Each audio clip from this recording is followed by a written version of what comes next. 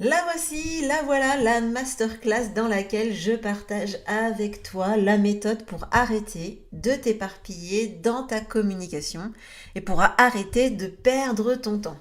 Alors, si tu sens que tu pars dans tous les sens, que tu sais pas par où commencer, que tu passes trop de temps sur ta com avec trop peu de résultats, cette masterclass, elle est pour toi.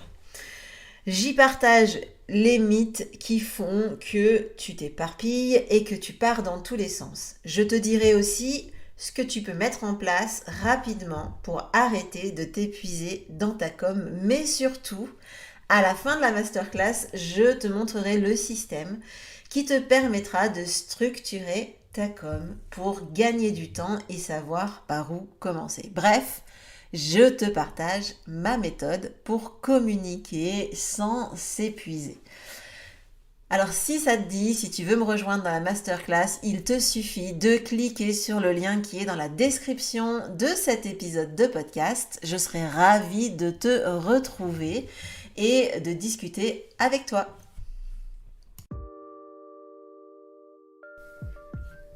Bonjour et bienvenue sur le podcast Macom par 3, votre dose hebdo de motivation et de conseils pour communiquer sans vous épuiser.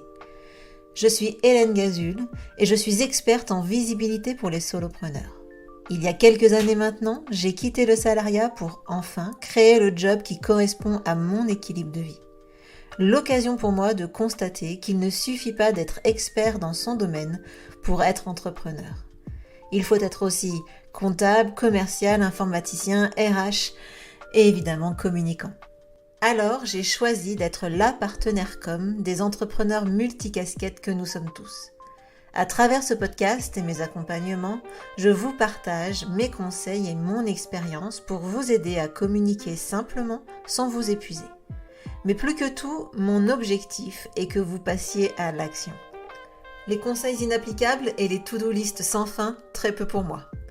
Si vous aimez ce podcast, pensez à le partager autour de vous et à laisser 5 étoiles sur votre plateforme d'écoute préférée. Et pour ne rien manquer, pensez à vous abonner au podcast. En attendant, je vous souhaite une bonne écoute. Bonjour et bienvenue dans ce nouvel épisode. Je suis tellement enthousiaste d'enregistrer cet épisode que je suis obligée de refaire mon intro parce que j'avais tout simplement oublié de dire bonjour. J'étais rentrée dans le vif du sujet, feu action. Donc du coup, c'est un épisode que j'aime bien, que j'ai envie de partager avec vous parce qu'on va parler de shooting photo et vraiment c'est un sujet que j'apprécie beaucoup, que j'avais vraiment envie de partager avec vous. Donc nous y voici, c'est le moment de peaufiner son image, c'est le moment de peaufiner ses visuels et surtout c'est le moment d'avoir sa base de photos personnelle et ça c'est trop chouette. En fait ce qui est vraiment sympa dans le fait d'avoir sa base de photos à soi, eh bien déjà c'est que ça fait vraiment du bien au moral de se voir avec une tête à peu près potable sur une photo et qu'en plus eh bien ça vous évite d'avoir les mêmes photos que les concurrents, ça vous permet d'avoir des photos à votre charte. Bref, il y a énormément d'avantages à se faire un petit book de photos pour sa communication. Alors aujourd'hui, l'objectif de cet épisode Partner Income, c'est pas de vous convaincre d'en faire, c'est de vous aider à réussir ce shooting photo avec votre photographe. Et donc pour ça, moi, je vais vous partager non pas j'ai pas de connaissances, j'ai pas la science infuse sur le sujet, mais par contre j'ai de l'expérience puisque j'ai plusieurs fois fait appel à un photographe pour mes photos de communication. Donc j'ai décidé de partager avec vous mon expérience. Alors j'ai envie de vous donner les 4 étapes que je recommande vraiment pour réussir son shooting photo. Et la première étape, c'est de lister vraiment vos besoins. De quoi vous avez besoin pour votre communication, enfin pour ces photos. Est-ce que c'est des photos qui vont aller sur les réseaux sociaux? Est-ce que c'est pour votre site internet? Est-ce que c'est pour une fonctionnalité vraiment bien précise? Pour un événement, pour une plaquette? Enfin bref, vraiment de bien vous mettre au clair avec vos besoins. Où est-ce que vous allez mettre ces photos? Et puis l'autre étape, c'est de vous dire, ben, qu'est-ce que je veux communiquer avec ces photos? Est-ce que je veux me montrer avec un client parce que je veux montrer que je fais de l'accompagnement? Est-ce que je veux plutôt montrer mes produits ou quelqu'un qui utilise mes produits? Est-ce que je veux, qu'est-ce que je veux faire passer comme message? Quelqu'un de jovial, quelqu'un de professionnel, quelqu'un de rigoureux, enfin bref, c'est vraiment le moment de vous questionner parce que c'est ce qui va devoir ressortir sur les photos. C'est-à-dire que si à la fin vous avez fait un shooting photo et que le message qui est véhiculé par ces photos, il est complètement à l'opposé du message que vous souhaitez diffuser auprès de vos clients ou de vos prospects, ben c'est juste de l'argent jeté par les fenêtres, vous aurez complètement loupé le shooting. Donc on fait vraiment la liste des besoins et la liste des messages que l'on veut communiquer. Ensuite, ce que je vous invite à faire, c'est aussi de créer un mood board. Donc un mood board, c'est, on va dire, des planches d'inspiration. Donc en fait, c'est assez simple, hein. Vous tapez sur Google Photos ou sur Pinterest, vous tapez les mots-clés, hein, qui correspondent à ce que vous voulez communiquer par exemple, et vous allez avoir plein de photos. Vous pouvez aussi aller voir un peu les photos des concurrents, les photos d'autres personnes, hein, qui sont peut-être des solopreneurs comme vous et qui vont avoir un site internet ou des réseaux sociaux, puis vous allez tout simplement regarder ce qui vous plaît et ce qui vous plaît pas. C'est pas compliqué, hein. Voilà ce que j'aime, voilà dans quelle situation j'ai envie d'être photographiée, voilà la mise en scène qui me plaît. Ça peut être aussi un détail de décor, un détail d'accessoire, bref, ça peut être une posture. Tout ça, vous créez un tableau d'inspiration, un ou plusieurs, hein. Si vous avez plusieurs messages, vous faites plusieurs tableaux. L'idée, c'est d'avoir plein d'idées comme ça pour pouvoir être inspiré le moment venu, parce qu'un shooting photo, il faut se dire que euh, généralement, le prix, il est en fonction du temps que vous passez durant la session de shooting. Donc, si pendant la session, vous passez votre temps à réfléchir, ah bah tiens, je veux faire ci, ah bah non, en fait, non, c'est pas exactement ça, enfin, je sais pas trop, et bien, tout simplement, vous allez payer ce temps de réflexion que vous auriez pu faire au préalable. Et pourquoi aussi je vous conseille de faire ce mood board préalable, c'est parce que au moment où vous allez chercher votre photographe, ça peut être intéressant de lui envoyer ce que vous voulez. Parce que ça va l'aider à faire son prix.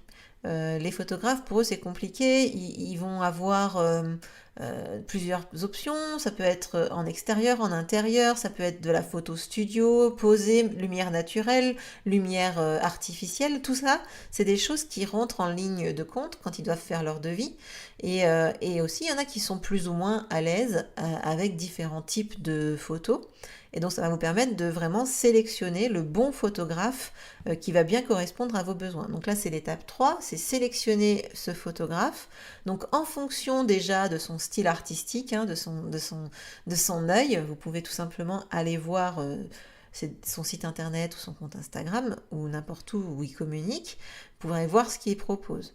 Ensuite, moi, ce que je vous conseille aussi, c'est de poser une question simple à votre photographe qui est essentielle pour ça, pour que vous vous sentiez bien durant le shooting. C'est est-ce que il va vous diriger? Est-ce qu'il va vous aider à prendre la pause ou pas? Et parce qu'en fait, il y a des gens qui vont, des photographes qui vont être plutôt dans le reportage, dans l'immédiat, etc. Et vous aurez des photos très naturelles, voilà. Mais si vous avez du mal à être à l'aise devant l'appareil photo ou que vous voulez vraiment un rendu très spécifique, peut-être que ça vaudra le coup de plutôt aller vers quelqu'un qui vous dirigera. Et à contrario, si vous voulez photographier un événement de votre activité, si vous voulez photographier, je sais pas moi, une séance d'un cours que vous organisez, et ben là évidemment il n'y aura pas besoin de poser. Et dans ces cas-là, il vaudra mieux prendre quelqu'un qui sait gérer l'instantané, de saisir le vif en fait, sur le vif du sujet. Bref, qui sera bon dans le reportage. Donc, je vous invite à poser cette question. Et puis, le dernier point, évidemment, c'est une question d'argent. Donc, à nouveau, là, il va falloir que vous sachiez, déjà que vous fixiez votre budget, mais ce qu'il faut aussi, c'est regarder combien vous allez avoir de photos pour ce prix-là, parce que souvent, les photographes, ils font un prix à l'heure de shooting, mais ce dont nous, on a besoin, c'est de photos. Donc regardez également combien vous allez avoir de photos dans le prix du shooting. Ça c'est là le quatrième point. Et puis le troisième point. Et puis donc le quatrième point, c'est le jour J. Le jour J, évidemment, il faut réussir ses photos. Enfin, on a suffisamment bossé sur le shooting pour le réussir. Donc, globalement, moi, je ne peux que vous conseiller d'être naturel, mais en version premium, en gros. C'est-à-dire que, évidemment, on va faire un peu attention à la coupe de cheveux. Je sais qu'il y a beaucoup de personnes qui vont chez le coiffeur la veille ou l'avant-veille du shooting. On peut aussi faire appel à quelqu'un qui vous fera le maquillage, par exemple. L'idée, c'est quand même d'être en mode meilleure version de soi-même, hein, parce que les photos, on va les garder pendant un petit temps. Donc l'objectif, c'est de se sentir bien avec ces photos. Donc ça, c'est pour la version pimpage, entre guillemets. Et après, je vous conseille de choisir aussi d'emmener plusieurs vêtements, plusieurs tenues, et aussi de les adapter à votre charte graphique. C'est-à-dire qu'il faut que ce soit cohérent avec vos couleurs. Il ne faut pas que ce soit criard ou trop bariolé. Alors moi, je sais que je suis le contre-exemple parce que j'ai choisi des tenues assez bariolées et mon photographe d'ailleurs était un petit peu dubitatif, mais du coup, je vous invite quand même à mixer les deux. Si vous pouvez avoir des tenues bariolées, mais essayez aussi d'avoir des tenues qui soient un peu plus soft pour pouvoir plus facilement les marier après avec votre charte. Et aussi, vous pouvez prévoir des accessoires, des objets qui vont être pour le coup en lien avec votre charte graphique, donc avec les mêmes couleurs, et ça va vous permettre d'avoir ce rappel visuel dans vos photos pour pouvoir plus facilement les utiliser ensuite sur l'ensemble de vos supports. Voilà pour mes 4 conseils. Donc d'abord lister, même 5. En fait, je vous en ai donné un de plus et du coup, je ne sais plus où j'en suis dans ma liste. Alors, donc lister ses besoins, lister aussi ses messages, faire votre mood board, sélectionner votre photographe et le jour J, préparer une petite valise avec vos tenues et vos accessoires en lien avec votre charte. J'espère que cet épisode Partner Income vous aura plu et vous aura donné des astuces pour bien réussir votre prochain shooting photo. D'ailleurs, si vous êtes sur le point d'aller vous faire photographier, n'hésitez pas à me faire un petit coucou si vous avez utilisé ces conseils. Et puis si vous êtes photographe et que vous partagez cet épisode de podcast avec vos clients, j'espère que ça vous donnera la possibilité d'avoir de beaux résultats avec vos clients. En attendant, je vous souhaite une excellente semaine et je vous dis à lundi prochain pour le prochain épisode de podcast dans lequel vous aurez 2 Hélène pour le prix d'une. Ciao!